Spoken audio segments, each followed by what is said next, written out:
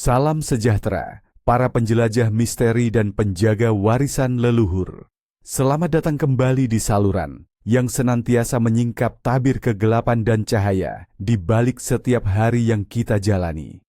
Saya, rekan Anda dalam perjalanan ini, siap memandu Anda menembus dimensi waktu, menuju sebuah tanggal yang mungkin tampak biasa, namun menyimpan energi dan kisah yang luar biasa. Hari ini kita akan membahas 29 Oktober, sebuah hari yang, bagi sebagian, adalah lembaran kalender biasa. Namun bagi mereka yang peka terhadap getaran semesta, ia adalah penanda. Sebuah hari yang memperingatkan, membimbing, dan kadang menguji. Di balik keheningan tanggal ini, bersembunyi rahasia kuno, kepercayaan yang diwariskan, dan bisikan dari alam gaib yang siap untuk kita dengar. Bersiaplah. Karena pintu menuju pengetahuan terlarang akan segera terbuka.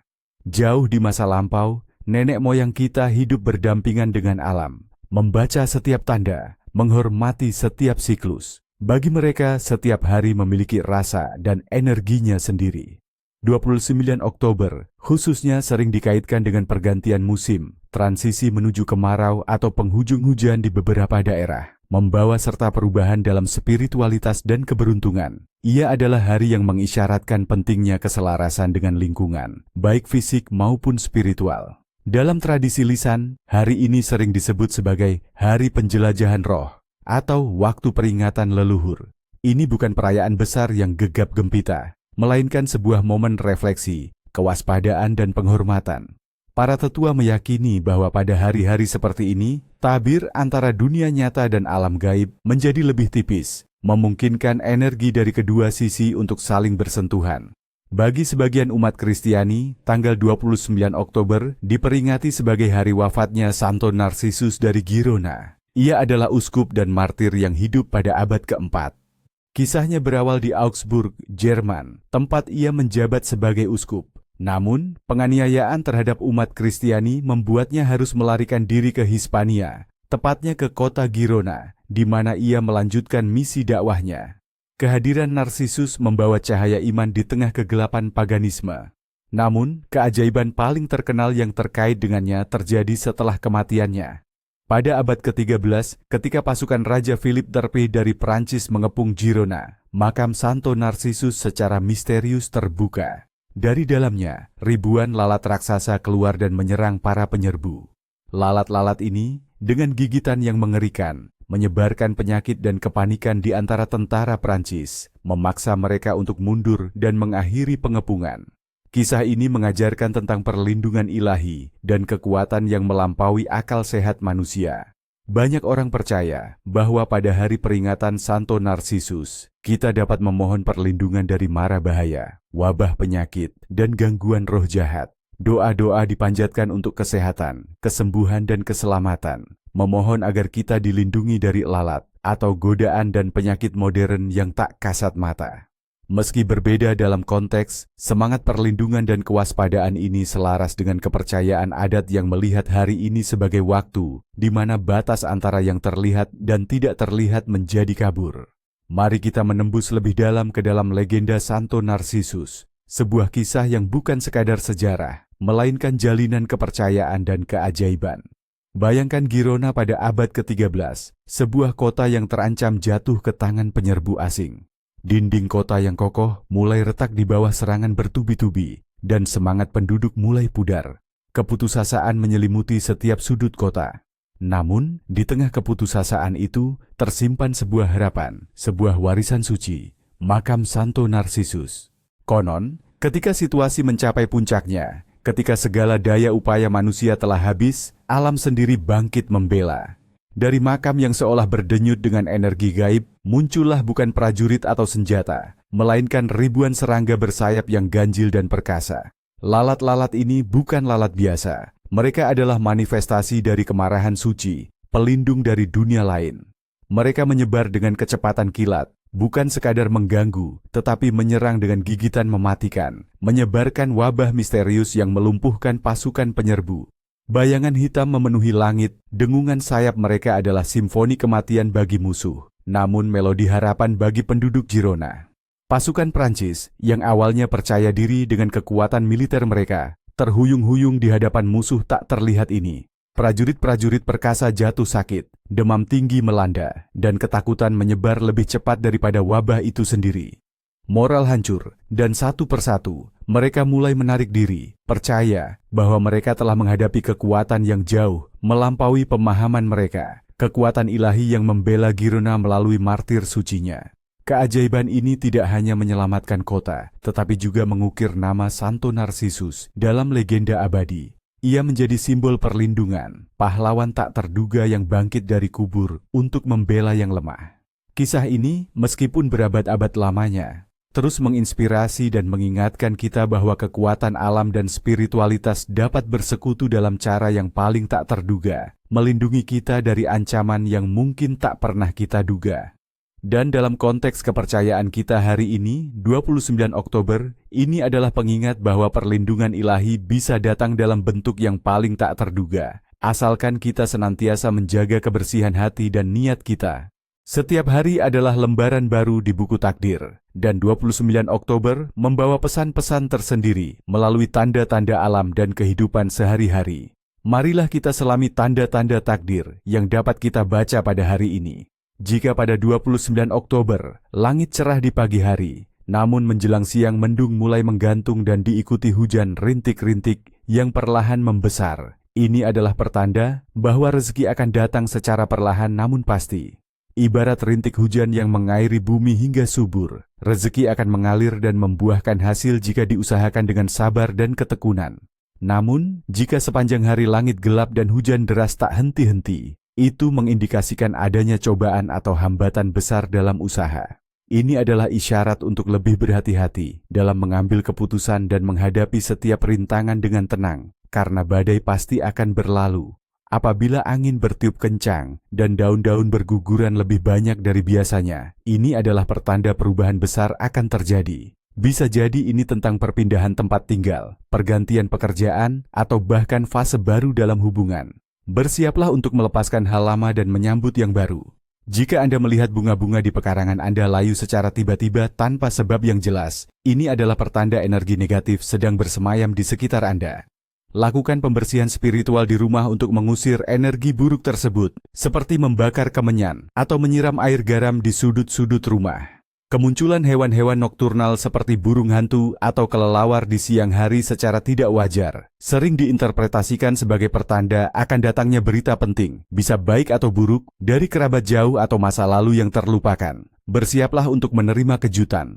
Dari sisi rezeki dan keberuntungan pribadi, jika Anda secara tidak sengaja menemukan uang logam di jalan pada 29 Oktober, terutama jika uang itu bersih dan berkilau, itu adalah pertanda rezeki tak terduga akan datang dalam waktu dekat.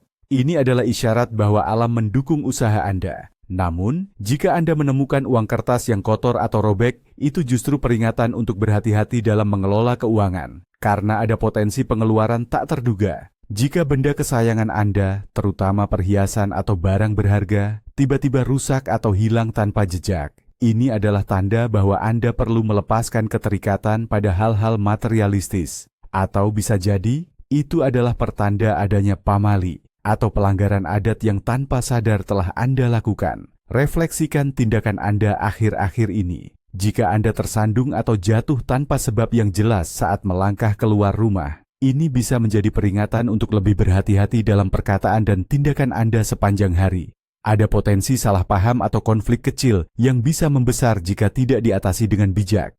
Dan jika Anda secara tidak sengaja menjatuhkan alat makan seperti sendok atau garpu saat makan, terutama jika itu terjadi di awal hidangan, itu sering diartikan sebagai pertanda akan ada tamu tak terduga yang datang membawa kabar.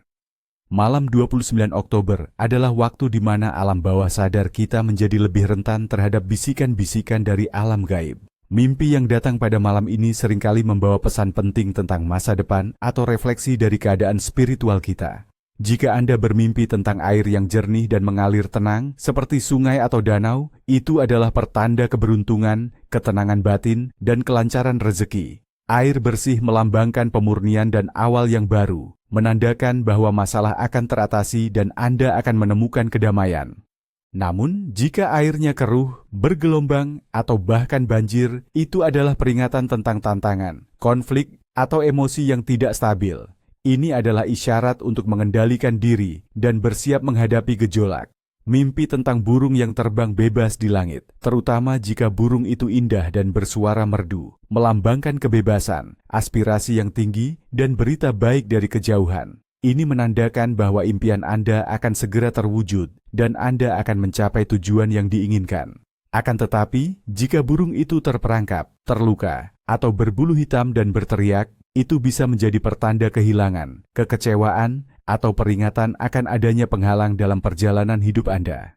Mimpi tentang rumah atau tempat tinggal Anda, jika rumah itu rapi, bersih, dan terang benderang, mencerminkan keharmonisan keluarga, perlindungan, dan stabilitas dalam hidup Anda.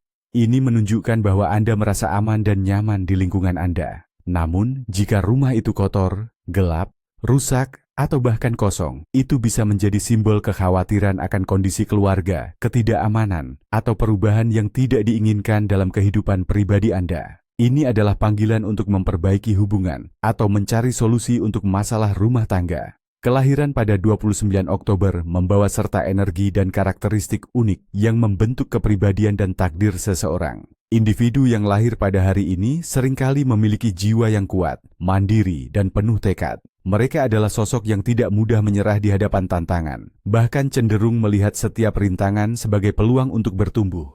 Mereka dianugerahi intuisi yang tajam, kemampuan untuk memahami hal-hal yang tidak terucapkan, dan seringkali memiliki ketertarikan mendalam pada misteri dan filosofi hidup. Karakternya cenderung kompleks, memiliki kedalaman emosi, dan terkadang terlihat misterius bagi orang lain. Mereka adalah individu yang setia pada prinsip dan nilai-nilai mereka, namun juga cukup fleksibel untuk beradaptasi dengan perubahan. Namun, di balik kekuatan ini, mereka mungkin memiliki sisi yang rentan terhadap keraguan diri dan kecemasan, terutama ketika menghadapi keputusan besar. Dalam hubungan, mereka mencari koneksi yang mendalam dan bermakna, tidak puas dengan hubungan yang dangkal. Mereka adalah sahabat yang loyal dan pasangan yang penuh kasih, namun membutuhkan ruang untuk diri sendiri agar tidak merasa terkekang. Mereka memiliki potensi besar untuk menjadi pemimpin, penasihat, atau seniman, karena kemampuan mereka untuk melihat dunia dari berbagai perspektif dan mengekspresikan diri dengan cara yang unik.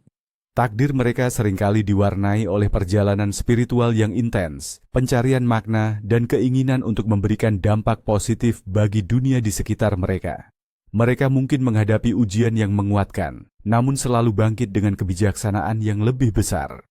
Pada 29 Oktober, terdapat beberapa nama yang dirayakan sebagai hari nama dalam tradisi tertentu. Di antaranya adalah Narsisus, sebagai penghormatan kepada Santo Narsisus yang telah kita bahas. Nama Narsisus, meskipun tidak umum di Indonesia, memiliki makna narkotik atau ketidaksadaran dalam bahasa Yunani. Namun lebih sering dihubungkan dengan kisah mitologi Yunani tentang seorang pemuda yang jatuh cinta pada pantulannya sendiri. Dalam konteks spiritual, orang yang bernama Narsisus atau yang memiliki karakteristik serupa sering diyakini memiliki potensi untuk menjadi individu yang sangat fokus pada diri sendiri dan kualitas internal, namun juga rentan terhadap obsesi. Mereka mungkin memiliki daya tarik yang kuat, namun harus belajar menyeimbangkan cinta diri dengan empati terhadap orang lain agar tidak terjerumus dalam kesombongan.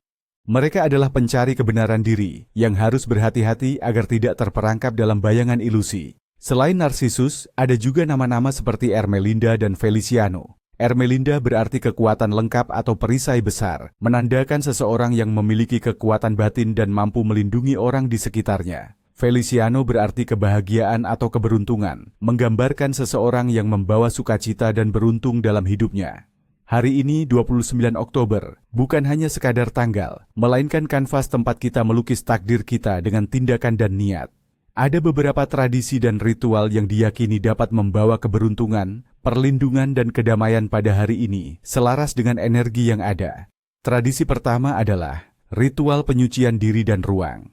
Tujuan ritual ini adalah membersihkan diri dari energi negatif dan menarik energi positif ke dalam hidup Anda serta lingkungan sekitar. Ini sangat penting karena hari ini dipercaya memiliki batas tipis antara dunia fisik dan spiritual. Yang Anda butuhkan adalah 7 jenis bunga: bunga mawar, melati, kenanga, cempaka, kantil, sedap malam, dan melati air atau bunga lainnya yang mudah ditemukan di daerah Anda, asalkan berjumlah 7. seember air sumur atau air hujan yang bersih, dan sebatang dupa atau kemenyan.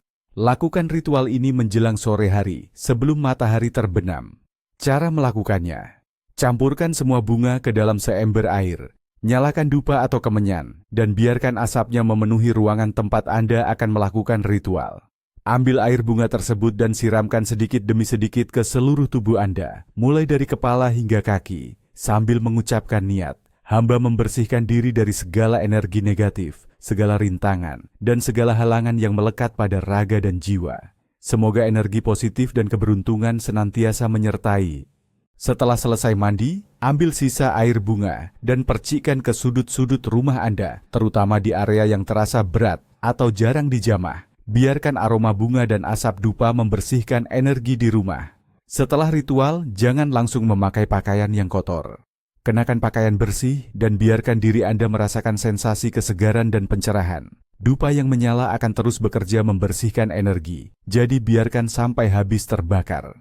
Tradisi kedua adalah sesajen penghormatan leluhur dan penjaga alam. Ritual ini bertujuan untuk menunjukkan rasa hormat kepada leluhur dan roh penjaga alam sekitar, memohon restu dan perlindungan dari mereka. Ini adalah salah satu bentuk komunikasi kita dengan dunia yang tak terlihat. Yang Anda butuhkan adalah sedikit nasi putih hangat, beberapa potong lauk pauk sederhana, misalnya tempe goreng, ikan asin, segelas air putih, sebatang rokok kretek, jika ada, dan beberapa lembar daun sirih. Lakukan ritual ini di pagi hari setelah matahari terbit di sudut rumah yang tenang atau di bawah pohon besar di pekarangan Anda. Cara melakukannya: tata nasi, lauk pauk, air, rokok, dan daun sirih di atas piring kecil atau nampan anyaman bambu. Letakkan sesajen ini di tempat yang telah Anda pilih. Dengan sikap hormat, tundukkan kepala dan ucapkan doa atau niat. Wahai leluhur yang telah mendahului, wahai penjaga alam sekitar, hamba datang dengan kerendahan hati, mempersembahkan sesajen ini sebagai tanda hormat dan terima kasih. Hamba memohon restu dan perlindungan dari segala mara bahaya. Semoga kedamaian senantiasa menyertai kami. Setelah mengucapkan niat, biarkan sesajen itu di tempatnya selama beberapa jam. Lalu Anda boleh membuangnya di tempat yang bersih atau menanamnya di tanah sebagai bentuk pengembalian ke alam. Jangan memakannya, karena ini adalah persembahan spiritual. Tradisi ketiga adalah meditasi penyelarasan energi semesta. Tujuan ritual ini adalah untuk menyelaraskan diri dengan energi alam semesta, meningkatkan intuisi, dan membuka saluran spiritual Anda. Ini adalah cara untuk mendengar bisikan alam gaib yang Anda butuhkan. Tempat yang tenang, bisa di dalam rumah atau di alam terbuka, taman, tepi sungai, dan niat yang tulus. Lakukan ritual ini pada malam hari, sekitar pukul 21 hingga tengah malam, saat suasana paling hening. Cara melakukannya: duduklah dalam posisi yang nyaman, bisa bersila atau di kursi. Pejamkan mata Anda dan tarik napas dalam-dalam. Rasakan setiap tarikan dan hembusan napas. Bayangkan energi positif dari alam semesta mengalir masuk melalui ubun-ubun Anda, membersihkan setiap sel tubuh, dan mengisi Anda dengan cahaya. Fokuskan pikiran Anda pada pertanyaan atau keinginan yang ingin Anda dapatkan jawabannya. Biarkan pikiran Anda mengembara, namun tetap terpusat pada niat. Rasakan getaran energi di sekitar Anda. Lakukan meditasi ini selama minimal 15-30 menit. Setelah meditasi, buka mata perlahan. Tuliskan setiap pemikiran, perasaan, atau gambaran yang muncul selama meditasi. Ini bisa menjadi petunjuk atau bisikan dari alam gaib. Jangan langsung tidur setelah meditasi, biarkan energi menyatu dalam diri Anda. Selain ritual-ritual, kuliner juga memiliki peran penting dalam tradisi. Pada 29 Oktober, disarankan untuk mengonsumsi makanan yang sederhana, namun berenergi tinggi, seperti bubur kacang hijau atau kolak pisang. Makanan manis ini melambangkan harapan akan keberkahan dan keharmonisan. Bubur kacang hijau, dengan bijinya yang kecil namun banyak, sering dikaitkan dengan harapan akan rezeki yang melimpah dan mudah didapat. Sementara kolak pisang, yang lembut dan manis, melambangkan kelembutan hati dan kehidupan yang manis tanpa banyak rintangan. Hindari makanan yang terlalu pedas atau pahit, karena diyakini dapat menarik energi negatif dan konflik. Sajikan makanan ini sebagai bentuk syukur atas karunia yang telah diterima dan bagikan kepada orang-orang terdekat sebagai bentuk sedekah yang diyakini akan melipat gandakan pahala dan keberuntungan. Sekarang, marilah kita masuk ke dalam ranah yang penuh misteri dan peringatan. Pantangan dan larangan keras pada 29 Oktober. Mengabaikan pantangan ini bisa berarti mengundang nasib buruk, kesialan, atau bahkan gangguan dari alam gaib. Percayalah, ada alasan mendalam di balik setiap larangan yang diwariskan leluhur. Pertama, dilarang keras, berbicara kasar, atau mengumpat. Pada hari ini, energi verbal sangat kuat, dan kata-kata negatif memiliki potensi besar untuk menarik energi serupa. Jika Anda melanggar, Anda berisiko menarik konflik, pertengkaran, dan kesialan dalam komunikasi Anda, bahkan bisa menyebabkan perselisihan tak terduga dengan orang terdekat. Konsekuensinya, hubungan Anda bisa retak dan keharmonisan terganggu. Kedua, jangan meminjam atau meminjamkan uang dalam jumlah besar. Hari ini dianggap sebagai hari penentu aliran rezeki. Jika Anda meminjamkan, rezeki Anda bisa terbawa oleh orang lain. Jika Anda meminjam, Anda mungkin akan sulit mengembalikannya, atau justru menarik energi kemiskinan. Pelanggaran ini diyakini dapat menghambat kelancaran keuangan Anda di masa depan dan membawa kesialan dalam transaksi finansial. Ketiga, hindari membuang sampah sembarangan atau mencemari lingkungan. 29 Oktober adalah hari di mana roh-roh penjaga alam lebih peka. Membuang sampah sembarangan dianggap tidak menghormati mereka dan bisa menyebabkan teguran dari alam. Konsekuensinya bisa berupa sakit penyakit yang datang tanpa sebab atau musibah kecil yang tak terduga di sekitar rumah Anda. Jagalah kebersihan sebagai bentuk penghormatan. Keempat, dilarang keras memotong kuku atau rambut di malam hari. Ini adalah pantangan umum di banyak budaya, namun pada 29 Oktober kekuatannya meningkat. Memotong bagian tubuh di malam hari dipercaya dapat membuka pintu bagi energi negatif untuk masuk atau menarik perhatian makhluk halus. Jika Anda melanggar, Anda berisiko mengalami mimpi buruk, gangguan tidur, atau bahkan merasa diikuti oleh sesuatu yang tak kasat mata. Ini juga diyakini dapat mengurangi aura perlindungan Anda. Kelima, jangan meninggalkan rumah tanpa tujuan yang jelas di malam hari. Terutama setelah matahari terbenam, energi di luar rumah menjadi lebih padat dan kurang bersahabat. Pergi tanpa tujuan yang jelas bisa membuat Anda rentan terhadap pengaruh negatif, tersesat secara spiritual, atau bertemu dengan energi yang tidak diinginkan. Ini adalah larangan untuk menjaga diri dari hal-hal yang tidak diharapkan dan menjaga keselamatan Anda. Keenam, hindari menyapu rumah di malam hari. Sama seperti larangan memotong kuku, menyapu di malam hari dipercaya dapat membuang rezeki keluar rumah atau mengganggu roh-roh penghuni rumah yang mungkin beristirahat. Jika Anda melakukannya, Anda mungkin akan mengalami kerugian finansial kecil atau merasa rumah Anda kurang berkah. Keesokan harinya, ini adalah larangan untuk menjaga keberkahan dan kedamaian di dalam rumah. Ketujuh, dilarang keras bersiul atau bernyanyi di dalam rumah setelah gelap. Suara-suara ini dipercaya dapat memanggil makhluk-makhluk halus yang tidak diinginkan atau mengganggu ketenangan roh penjaga rumah. Pelanggaran ini bisa menyebabkan sensasi aneh, seperti mendengar suara-suara tak jelas atau merasa ada kehadiran di sekitar Anda. Ini adalah pantangan untuk menjaga ketenangan dan menghindari interaksi tak sengaja dengan dunia lain. Kedelapan, jangan melakukan perjalanan jauh atau memulai usaha baru tanpa persiapan matang.